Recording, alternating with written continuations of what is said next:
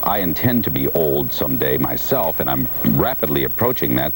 Tim Conway's characterization of the old man may have seemed harmless enough, but without any realistic elderly roles to balance the negative image, a stereotype emerged.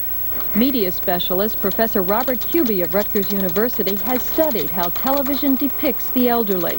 The emphasis, particularly again on television, of products for the young and programming for the young help convey the notion to people that youth is a preferred state to be in. And I don't think there's any question but that we live in a society and have lived for some time in a society that glorifies and valorizes being young.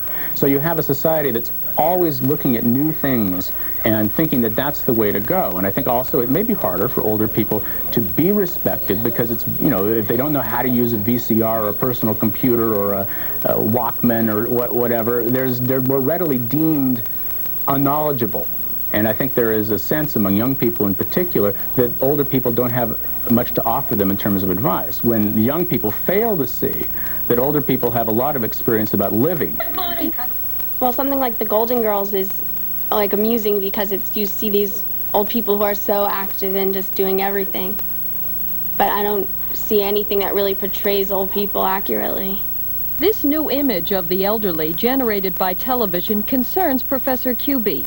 He singles out this sports car commercial, which implies that this little old lady in a rocking chair goes for a joyride. The underlying message?